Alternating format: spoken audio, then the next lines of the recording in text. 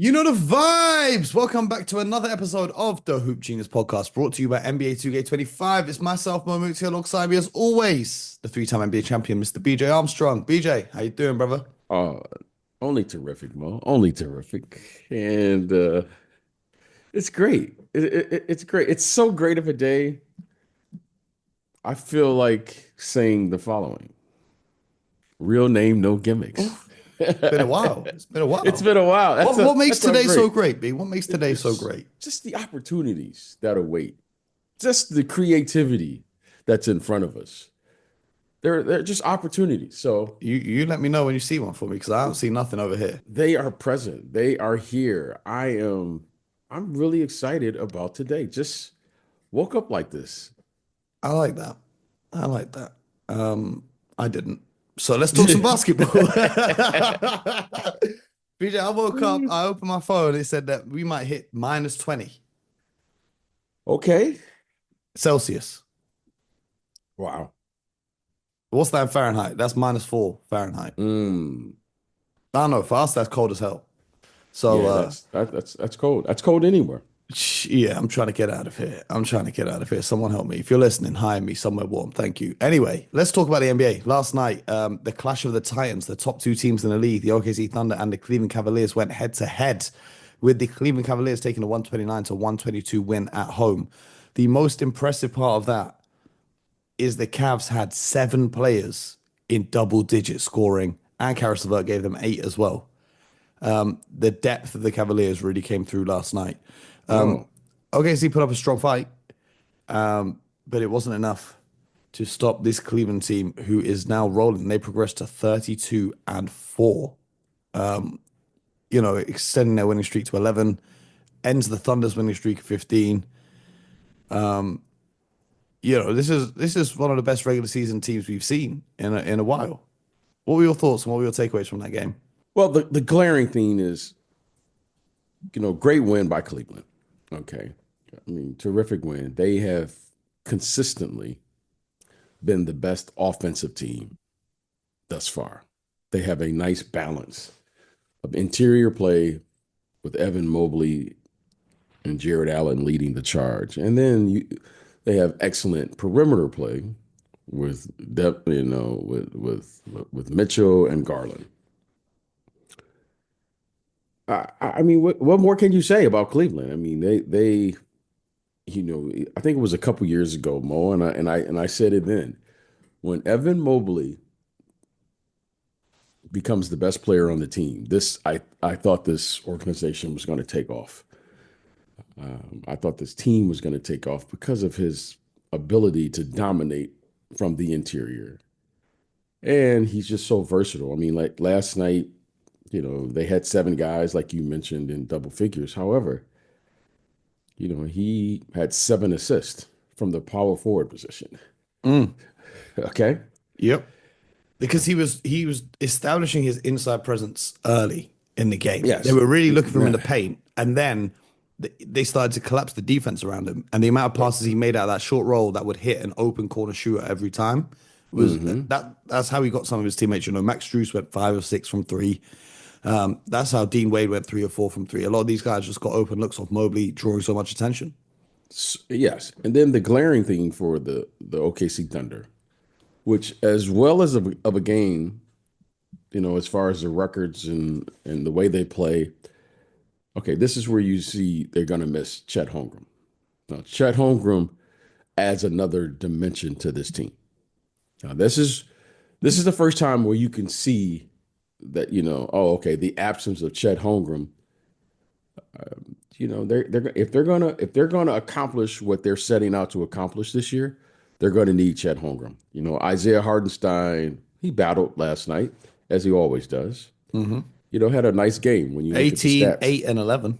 Yes, but when you're playing against the length of athleticism that he saw last night, I mean, you think about it now. He had those are nice numbers, okay? But look at their numbers. Jared Allen had 25, 11, and 6. Hmm. Evan Mobley had 21, 10, and 7. Hmm. Okay. And, and what I'll add to that is, the rebounding has always been an issue for OKC. Last night they finished with 38 boards. Cleveland finished with 40. It wasn't a huge disparity, but there were a couple plays down the stretch where Cleveland got a couple of offensive rebounds at a time, which really helped push Cleveland to the win in the crucial moments of the game. It's just size. So very rarely do these games live up to the hype. But I thought it was a very competitive game. But to me, those were the glaring things. Chet Holmgren, okay, all right, now you can see. If you have Chet and Isaiah Hardenstein available, now you can play in a series. Okay? You can play in a series where, you can match up with the size. Now you can, Chet has length, ability to pass. Isaiah has length, he has size. But you're going to need both if you're going to, especially in the Western Conference with the size out there. So, but overall, it was an enjoyable game. I thought it was played at a very high level. There was a lot of back and forth. I don't know how many lead changes. It seemed like they were just right there with each other the entire game. But I enjoyed it. And I think they play again early next week. So we'll get a chance to see on OKC's home court, what this could look like. So overall, I enjoyed the game. And they did it without Chet and without Alex Caruso, who's going to be a big part in guarding Donovan Mitchell and Darius Garland. So I don't know if Alex Caruso is going to be back. Yeah, what's he got going? Yeah, what's he was out with a hip strain. Oh, is that right? But then on the injury report last night, he said he was out for an illness. So I'm not too sure when he's going to return. But fingers crossed, he's back soon. The other game that we were keeping an eye on in a big way last night was the Spurs and the Milwaukee Bucks, which wasn't quite as close as the Cavs and the Thunder. Yeah. Victor Wembanyama, slightly disappointing night, 4 of 10 from the field, finishing with 10 points, 10 rebounds, 1 assist. Giannis, on the other hand, 25, 16, and 8. He showed who the big dog was. What do you make of that matchup in that game? Well, that game. Well, it holds a little bit to my heart. So last night, Bo, I leave after the first game, after the Cleveland game, and I come back in, and my wife and we come back in, and our younger son is watching television. And I said, "Hey, what are you watching?" He goes, "Hey, Dad, I'm watching Victor Wembanyama versus Giannis Antetokounmpo." And I thought, I didn't expect that from our 9-year-old. And we kind of looked at each other and we started laughing. We was like, that's where we're at. So we watched the game as a family last night. It was great. It was good. Giannis is clearly physically much stronger than Victor. And if Victor is going to take his game to the next level, he's got to physically, he's got to be able to play through that level of contact. It's really hard for any big to play against two really good players who are 7 feet. So Victor was at a disadvantage because he couldn't get an advantage on screen roll situations because the screen roll, when he would run screen roll or he would do anything, the rotation guy was another 7-footer. And those guys, I mean, when I say those guys, Antetokounmpo, Giannis,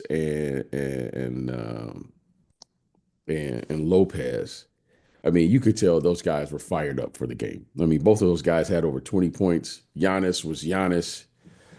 And, I mean, they just double-teamed Victor. I mean, there was nothing he really could do. So I think even in single coverage, Giannis did a really good job against Victor. There are a lot of times where Victor's catching the ball and Giannis is just completely locking him up. Well, I don't know if he's locking him up. I mean, locking him up in this sense.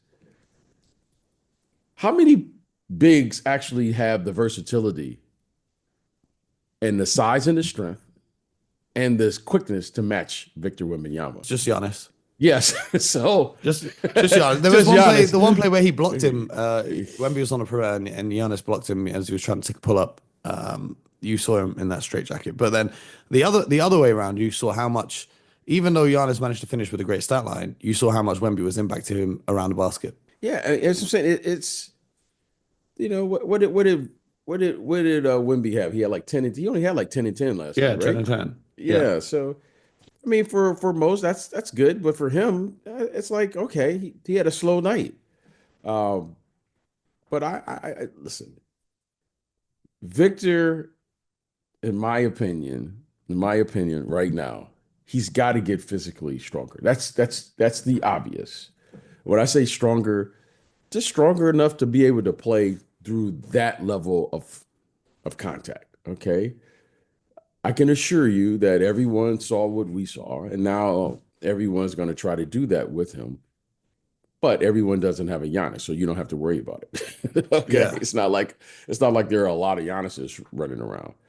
But he'll be fine. He'll learn from it and he'll move on. He'll make adjustments. But Giannis clearly recognizes the talent of Wemby. I think there is certainly a level of respect. And Victor, once he figures this out at his size, he will make the adjustments. I mean, he's a great player. He's a great talent. And so that was very entertaining to see Giannis and see Victor play against each other. My favorite performance from last night didn't come from either of the games we talked about so far. It was Russell Westbrook with 19, 6, 8 in a win against the Clippers without Nikola Jokic. And my favorite highlight of the night was him telling Ivica Zubac, they were waiting for someone to take a free throw, I think DeAndre Jordan. He said to Ivica Zubac, you better box out. You got to box out on this one. And he proceeds to not box him out properly. And Russ gets the offensive putback off the missed free throw. And I just thought, as that's your point guard talking trash to a 7-footer, telling him you better box me out, and then going and getting the offensive board and putting it back. Russ just continues to impress. He's averaging 15, 6, and 8 without Nikola Jokic in the lineup. The Nuggets, who are historically bad when Jokic doesn't play, they might have something here with Russ. Well, yes, and I kind of flipped through that game, and what was amazing to me is, okay, Jokic doesn't play. Okay, obviously that's a big. But then your backup gets like 12 and 9, like almost a double double. Yeah, DeAndre. Okay, that just lets you know the depth of this league and how good this league really is. You have a guy that's backing up Jokic, and he just comes in casually in like 20 something minutes and gets like 12 and 9. Okay.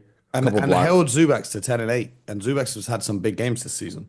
Yeah, that's what I'm saying. I mean, that to me just says it all, but that just also lets you know how good Jokic really is. I mean, if Mhm. you getting 12 and 9 from the center position in 20 minutes, That's that's not bad, bro. That's not bad.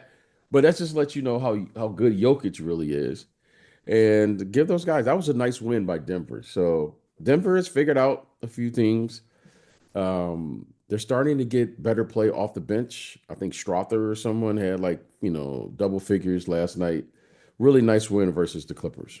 Pistons picked up another win as well against the Nets. Hey, Cade hey, Cunningham, hey, hey, hey, he hey, didn't have a hey. huge night, but there's a video of him, a compilation video of him going viral on the internet about his back to the basket scoring.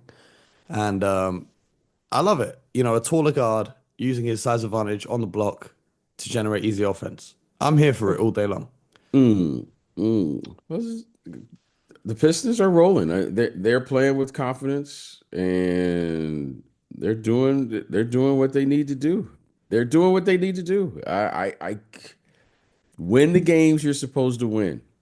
That's my whole thing. Win those games you are supposed to win.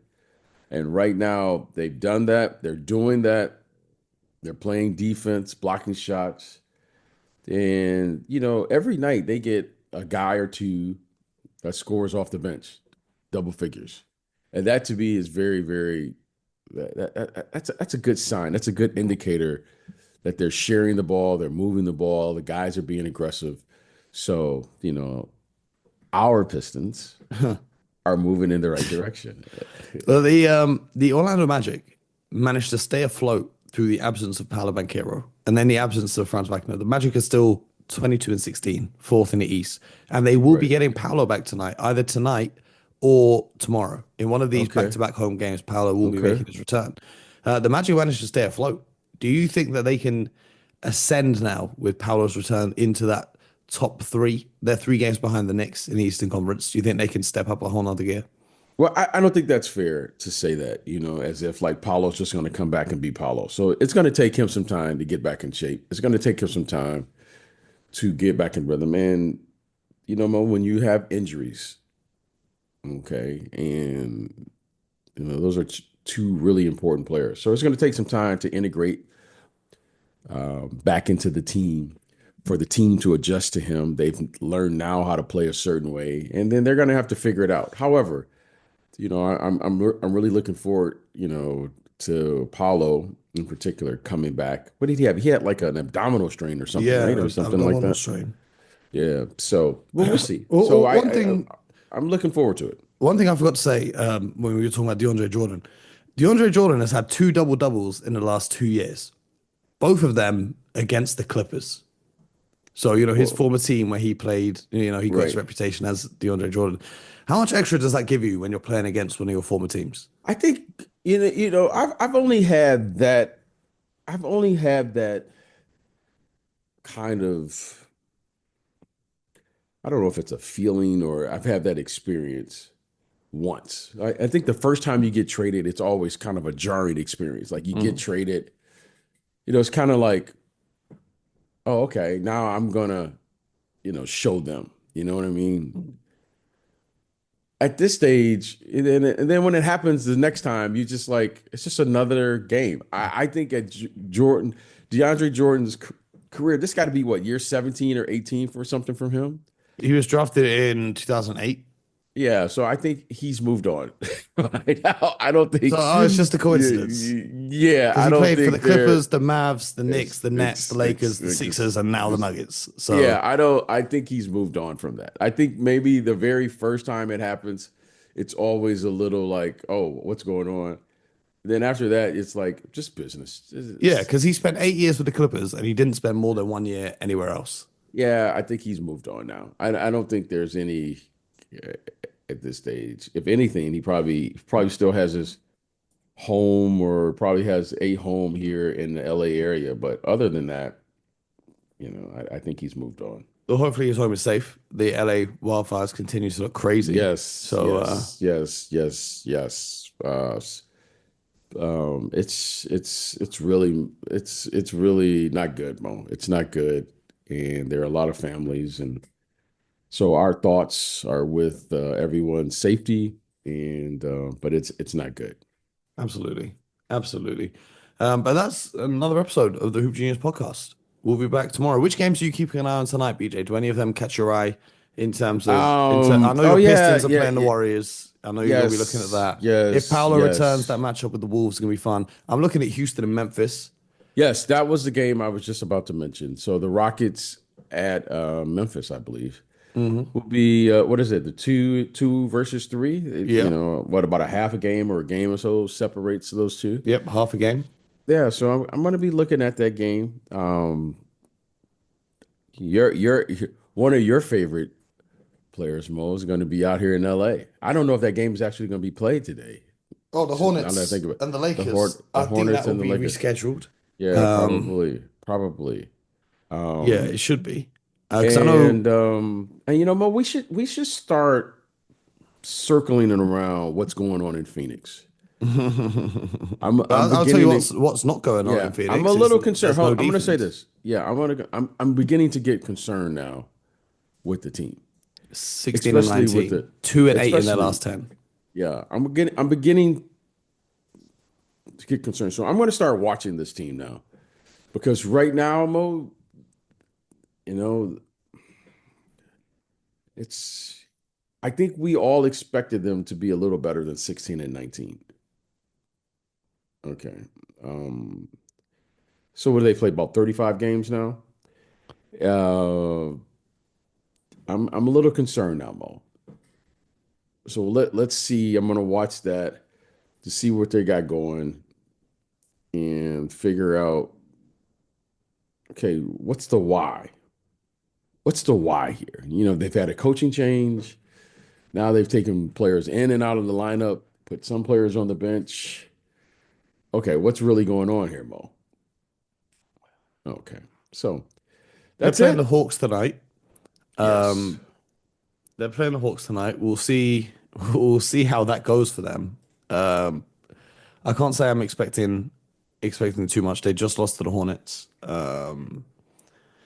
It's tough times for the Phoenix Suns, but I can't say that no one saw this coming because, well, we all saw this coming, but we didn't see it coming that this would be the worst defensive rating in any team in the history of the Phoenix Suns. Hey, let me ask you something.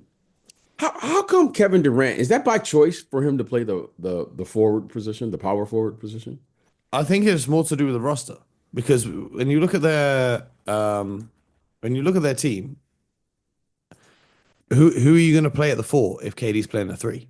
I'm just asking. I mean, I know he's gone to the four position, but is that by choice? I mean, he can play either one, but I've not spoke to Kevin, but I think they want Ryan Dunn in their starting lineup, and then they want a point guard on the floor. So they got Tyus Jones at the point, D Book at the two, then they put Ryan Dunn at the three and KD at the four. The other way to do it would be put Royce O'Neal starting at the four, slide KD to the three, and put Ryan Dunn coming off the bench. But I think Ryan Dunn offers a little bit more defensively. I don't know. We've been saying it for years though. That yeah, I know. That's what I'm saying. KD play the three, then they're nice. And I also don't know if Mason Plumlee being a starting center is a recipe for success in the NBA. Respectfully to Mason. Yeah, I don't understand. I don't understand that because he has such great size at the three. I mean, he's seven, he's a 7-footer. And yeah, I don't get it. I don't understand it. I don't. But again, maybe it's something maybe that's his request, I don't know. But I was just asking. Yeah. Well, we'll watch that Hawks game tonight and find out what the Phoenix Suns can do. But until then, you guys subscribe to the show, YouTube, Spotify, Apple, wherever you get your podcast from. And until next time, get buckets.